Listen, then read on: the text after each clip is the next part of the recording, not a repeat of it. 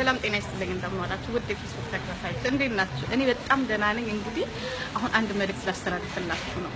እንግዲህ ሰሞኑን ወያኔ በተለያዩ ሰዎች ወይም ደግሞ በተለያዩ የፖለቲካ አባሎች ወይም ተቃዋሚዎች ኖርማል የሚሆኑ ሰዎች አገሪቷ ያፈራቻቸው ምሁሮችም ቢሆኑ ላለፈው ጊዜ በተፈጠረው በአገራችን ላይ በኦሮሞ ፕሮቴስት ተማሪዎች ምክንያት እንግዲህ ብዙ ትምህርት ያቋረጡ ተማሪዎች አሉና እባካችሁ ፈተናውን አርዙም ተብለው ሲለመኑ እምቢ ብለው ወንዱ ጀዋር መሐመድ ሰራላቸው እና በጣም ነው ደስ ያለኝ።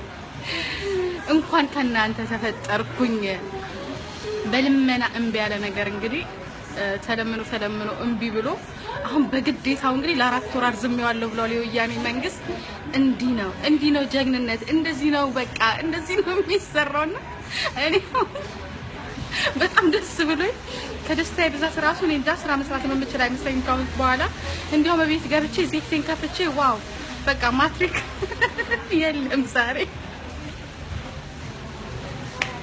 እና በቃ ምን እንደምል ራሱ አላውቅም። ግን እድሜ ለእናንተ እድሜ ለኦሮሞ ላፈራቻቸው ምሁሮች እንደዚህ ነው ገና እናንተ ራሳችሁ ተሰርቃችሁ ነው የምትመጡት።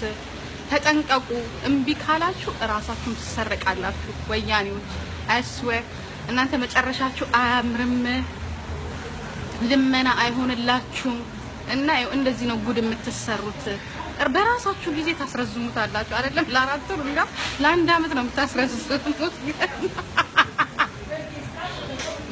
እኔ እንጃኔ ደስታዬን አልቻልኩትም። ለማንኛውም እንግዲህ ድል ኦሮሞ ህዝብ እያልኩኝ እሰናበታለሁ። እንደዚህ ነው ዛሬ ደስ ብሎናል።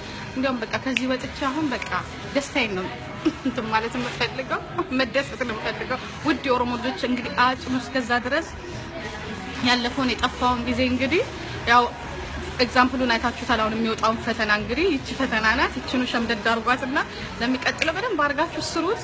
እርግጠኛ ነኝ ደግሞ ለእናንተ አይነገርም፣ ለሌሎቹ ካልሆነ በስተቀር። እወዳችኋለሁ። ድል ኦሮሞ ህዝብ እያልኩኝ እሰናበታለሁ። ባይ ባይ ቻው።